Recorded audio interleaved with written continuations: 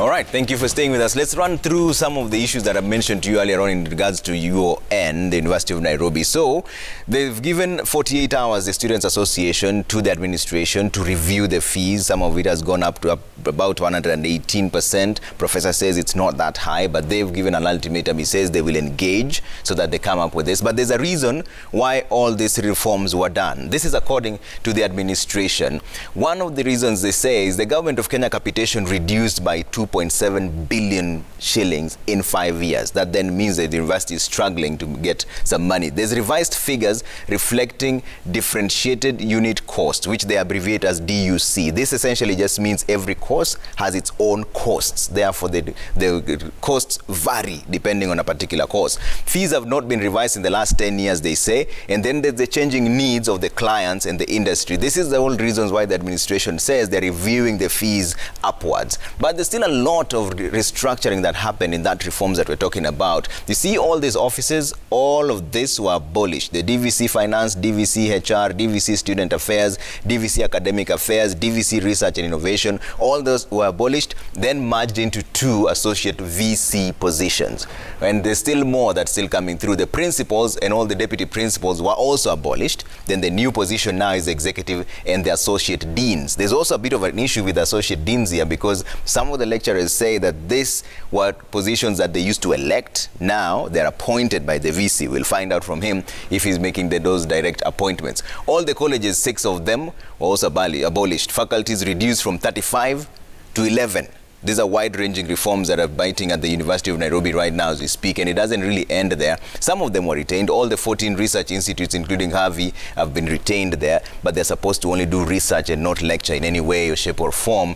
But they say this entire restructuring is meant to eliminate redundancies, improve efficiencies, and enhance accountability. But the biggest concern for most of the people is that they were not consulted. But the students have this to say in regards to the school fees. They've sent in a lot of their views. Let's listen to some of them. Is this problem of staying afloat a problem exclusive to the University of Nairobi, or it's for all other public universities? Secondly, can't the University of Nairobi leverage on other income generating activities like commercializing some of their idle properties like the Moana in Kwale County? Increasing the tuition fee by such kind of a high percentage will only serve to lock out very many needy students who are out there and are thirsty and are eager. I'd like the VC to justify even the current fees relating with the current mode of studies, where studies are currently fully online and there is no utilization of resources, yet students are still charged for services that they are not enjoying. Prof, those are direct questions to you. One of them is, how come you're not involving the university in income generating activities so that you don't have to increase the fees? The other one is that the fees that they're paying is not commensurate to the services that they're enjoying right now as we speak. Is there an opportunity to review these fees downwards, or is it the way it has been published, that's it? You know, Trevor, I took up the leadership of the university at last year in January, if you remember. And when I came in, I just found that the university is owing so much money. Yeah. To KRI, to pension, and the others. And I try to understand, why is it so? Yeah. I just realized that we are living beyond our means. And that is not allowed for any public institution. So I try to find out, how are we offering our services, whatever services we offer. And one of the main services we offer is access to education. I try to find out, how are we charging for those services? And where have these charges come from? They found that the government already formed a committee sometime, and they did program by program, and they established what is called differentiated unit cost, and they approved that. As a result, Trevor, the government reduced capitation for University of Nairobi From that time, University of Nairobi was getting 6.2 billion to 4.5 billion, because now the government pays for students they admit to the university through Kenya University Placement and Colleges Board to the university. Yeah. Based on how many did you admit in medicine, how many did you admit in engineering, how many did you admit in dentistry, in veterinary medicine, because each program is a different cost, and you have explained it very well. But the university, which admits other students, it was allowed in about 1999. Yeah. And it was quite difficult even to convince government. They continued to charge fees, which is not necessarily approved fees, just arbitrary fees, briefing that the government, after you create these programs and they admit students, the government is going to follow you with money because you hired teachers to teach these other students. You get it? Yeah. Government pays only for the student you admitted, which through the Kenya University Placement and Colleges Board, using differentiated unit costs. Yeah. Okay, approved rate by government. But now you begin to admit to create other programs there. Yeah. You admit other students on the side, hoping the government will also finance those ones. Yeah. That is irresponsible. So as a result, the government did not do it. Okay, we continue to complain that we have deficit, we have this, but it is something we have created also somehow. Yeah. So we have said, no. Why we are part of government. It's a public institution supported by government. We cannot continue to incur those huge deficits, and then we embarrass the government when you don't take the action. So the fees, anytime, will continue to be adjusted based on the costs of the program, but for now, we only use what the government has approved as the differentiated unit cost. We don't want, obviously we could now start talking about the issue of the inflation costs and all this kind of thing, because this was approved in 2017, 2018. Yeah. But we are not entering into that now, because that will need an engagement. You get it? To change it from that one, you have to engage. Yeah. Prof, you know, all parties. But Prof, you know, the thing about the university students and the comrades, we know that when their grievances are not addressed, the next thing is they're on the streets. Yes. Are you ready to counter them on the streets? No, you know, we have decided, we have made that mistakes until now. So there's no fees going to be charged for a student who is admitted by University of Nairobi. We will continue to absorb that cost, that deficit. We will have to look for how to resolve that one, because it is us, it's not the student responsibility. It is our responsibility. So if we admitted you as driver to this program and we told you come and you pay 20,000 shillings, we will train you. Wherever we get money from, we continue borrowing like the way we are doing now. Yeah. But moving forward, we want to say, no, let us think. For a student who come, you have to engage them. Okay. So the current students should not be affected. The current student will remain. We cannot change that one. They will not be affected. No, they will not be affected 100%. Okay. We cannot do that.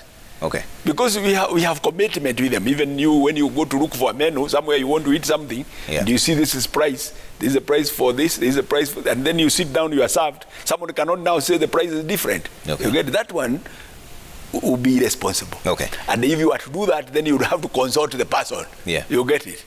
Yeah. So any fees which is changed, the people who are coming new, we engage them and say, are you able to pay this?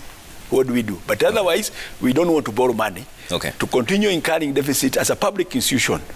Okay. That embarrasses government. It's not good. Okay. You also cut down the courses from 579 to 324. That's about 255 courses. Are you saying those 255 were useless, for lack of a better term, because there are those who went through that course? Yes. Because they were being offered at the university. Did you take them for a ride? No, there were two different reasons why we removed those programs. One of the things I said is the throughput. Yeah? The number of students you are graduating. Therefore, when you look, you are incurring more costs than what you are collecting from those. Others have not admitted students for some time. Even on the throughput now, they have not admitted students. The problem is that if we have a program which is not admitting students, there is a risk. Because you can only know that it will not admit students after the closing date. Yeah. Okay?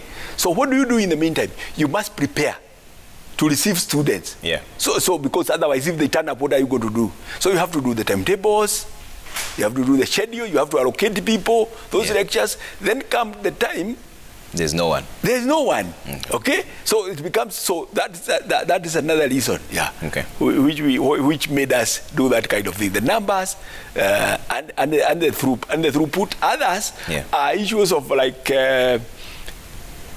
you know, when it came with all this issue of Module 2, everybody started coming up with program. And you find the difference between one program and another is very little. Yeah. Yeah? Okay. So it's just probably the name, but the number of courses. So you say, no. It's not good to do this kind of thing. You need to ensure that when you have a program, it profiles one student from another distinctly. Okay. Yeah. So you cannot have a program which seems like overlaps. Okay. Prof, you cannot differentiate one from another. So all those, there are several reasons that we use for this. Yeah. Walk me through these reforms, Prof. You mentioned earlier on that it's not a document per se. So when the lecturers say that they haven't received the document, there's no document to be received. But how then did you come up with these reforms? It has to be somewhere documented. You know, we have had several reforms. Yeah. Okay? And that we have pronounced over a period of time. We have engaged staff over a period of time. I said we have the issue of data reforms. You need to know how many students you have in every program, in every faculty, so that you know who you are planning for. Yeah. Okay? The issue of publications, and other data. Yeah. We have also to do the issue of the financial reform, which I mentioned earlier. What we have done? Yeah. We have done issue of curriculum reform, which I've mentioned to you. Yes. We have done the issue of people reform. Yeah. Okay? The issue of emphasizing on the values of every one of us, to ensure that when we are people of University of Nairobi, we must carry ourselves in a certain standard. Okay. Okay? So there are those videos. Now, the one we are entering into now, which we are having a lot of debate, is the governance reform. Yeah. And we have said we want to eliminate these redundancies. And the document, we have it on the website. We engaged, even today, the whole day, we met unions with the full council, just to ensure that everybody is on the same plate. Because you see, there has been anxiety. Somebody saying, oh, people are going to be sacked, people are going to be doing. No. That is not the intention. Okay. Because we have had so many offices. Okay? So you end up having one office that does not have a secretary, another one has two, another one has this, and then you have to look, or administrators. Yeah. Then you have to look and see, this is where you need to have more staff. You need to have more staff in the faculty. You need to have more staff in the teaching department. Yes. So you bring these ones here, you bring here. Remove this structure here. You bring this one here. That is what that organization chart is all about. Okay. So there is not a document. Okay. Yeah. Prof, you mentioned that you met the union leaders and there's a lot of pushback. In fact, some of them are calling me even right now. So if you met them earlier on, I'm sure you wouldn't mind if you just pick one call right from Dr. Wekesa Maloba, University of Nairobi lecturer there. Dr. Wekesa, what is your grievance with these reforms that are happening right now? Well, thank you very much, Trevor. I hope you can hear me. Can you hear me? Yes, I can hear you now. Yeah, thank you very much. Now, I'm glad we are talking one-on-one with my Vice Chancellor, Professor Kiama. And the one thing I want to do, and I want to make this very clear, is that I really pity with his job. But I do not sympathize one bit, because he actually asked for the job, he went to court, he got the job. So I cannot actually sympathize with it. Okay. But I pity. Now here's the thing. I want this to be very clear to the public.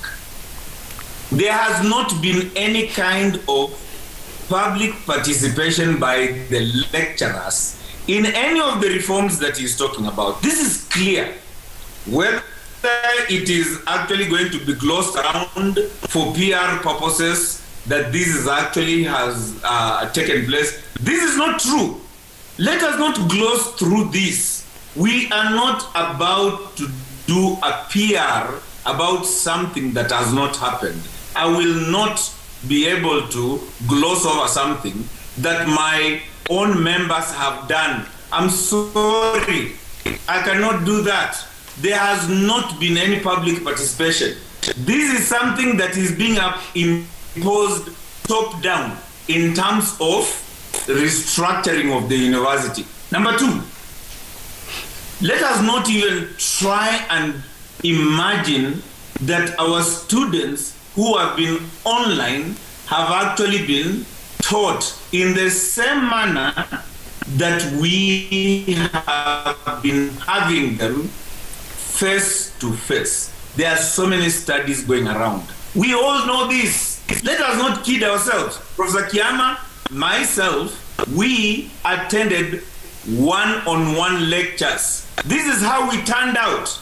Let us not try and lie to the public that when we are actually going on an online teaching, then we are going to turn out the way we are teaching. Okay. No. Anyone who is actually going to lie to yourself that any online teaching is going to result to someone like me or Professor Kiama is actually saying a lie. Okay. Let us actually try and tell the public the truth. All right. We can only be able to do an online teaching to a certain extent. It will not turn out into the kind of product that me and my senior professor are. Number three. Yes, and the last one. And the last one, by the way. Yes. And I want to make this clear. Yeah. The positions that are actually being encapsulated in the current structure that the university is having are not already captured in the University Act. Okay. We cannot start creating something and then re-engineer backwards so that we can be able to get a structure that can accommodate it. All right. Why can't we actually sit down so that we can talk about this and then agree on the way forward? Okay. I want to plead with my Vice Chancellor. Let us try and talk to each other. Okay. Let us embrace that partnership that we talk about. Okay. And that partnership is the university is only going to go forward because me and you are going to work together. Okay. And we want to work together because this university is only going to get ahead because me and you are going to partner. All right. Why can't we start partnering right now? All right. Why can't we talk? Okay. Dr. Wekesa, thank you so much for making time. That's Dr. Wekesa Maloba, University of Nairobi lecturer there, and he's raised 3 pertinent issues. Kindly keep your views coming at Trevor Mbija at Citizen TV Kenya. Use the hashtag Monday Report. We're picking some of your videos that's also coming through from the students who are asking questions. Prof, the issue of public participation. Yes. How did this process happen in your view? Where did it start and how did it happen? You know, I said earlier that the university, and he has mentioned about the University Act. The University Act has 3 organs of governance. Yeah.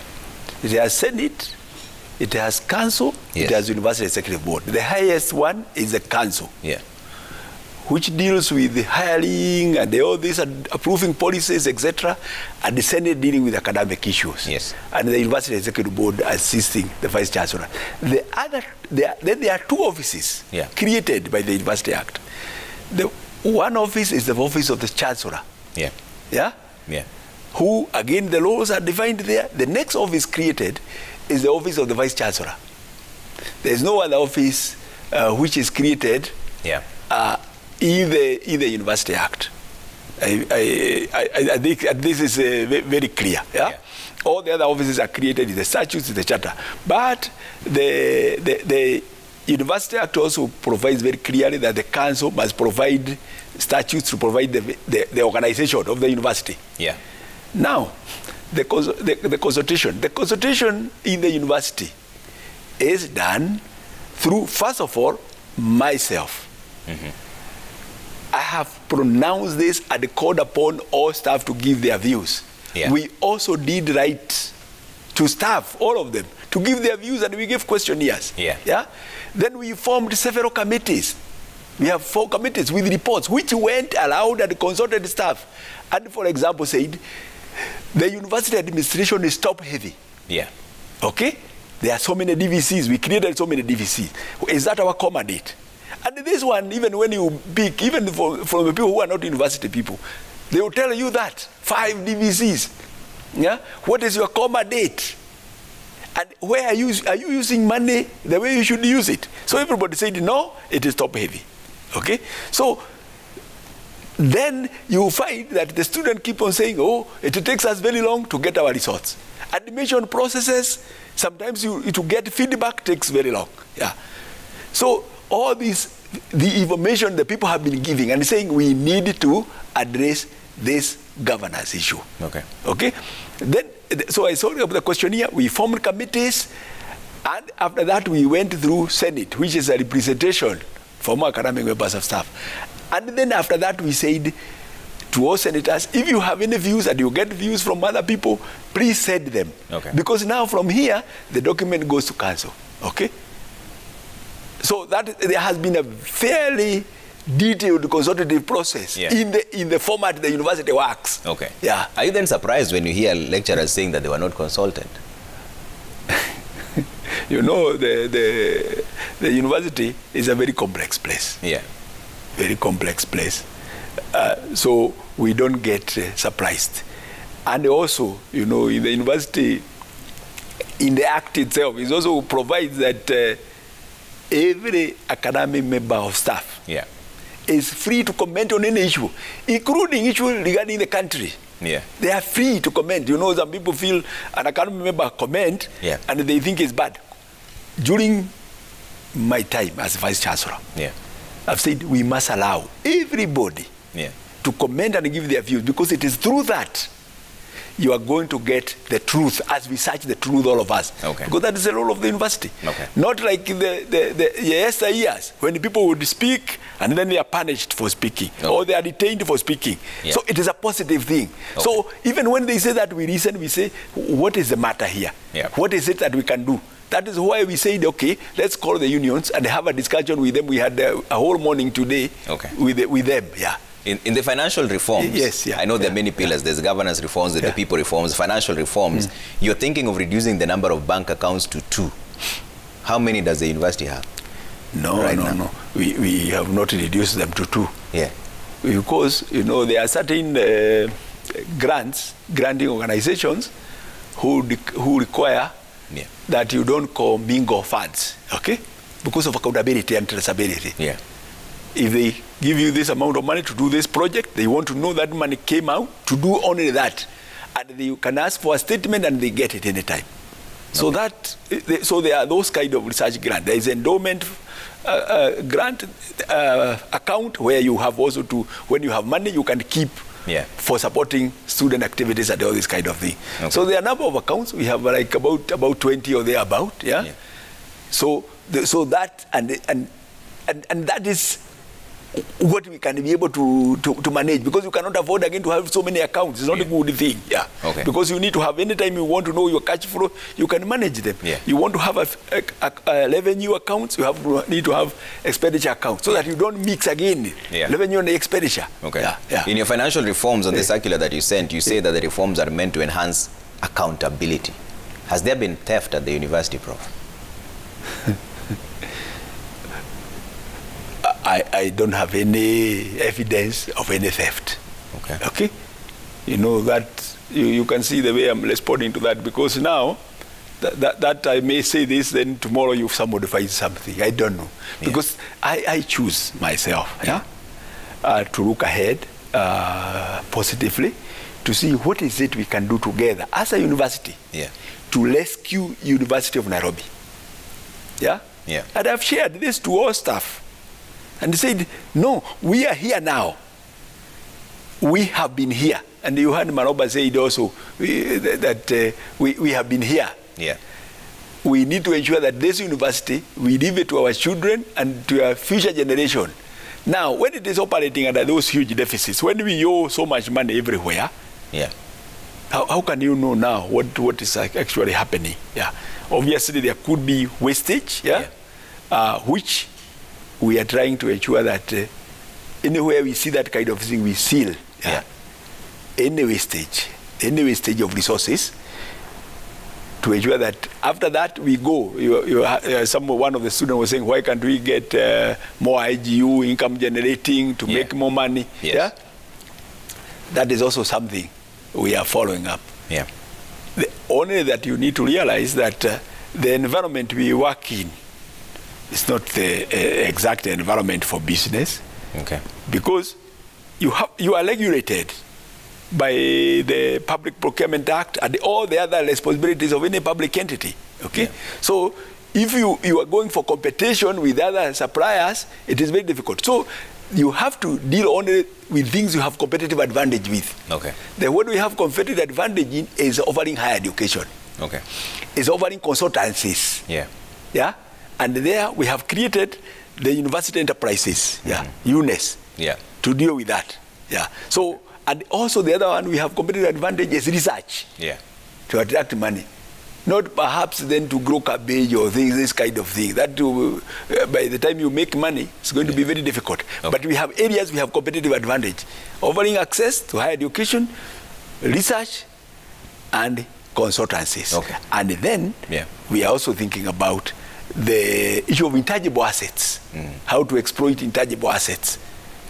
Whether it's copyrights, whether it's patents, and all these, and how to make money out of them. Yeah. Okay. So those are streams that we are working on in my reform strategy. All right. Yes. Prof, let's take a quick break. When you come back, there's still a lot of questions coming through, and I'll pose some of them to you at Trevor Mbija at Citizen TV. Kenya, use the hashtag Monday Report. See you in just a bit. And your video questions also will be posed to the professor shortly.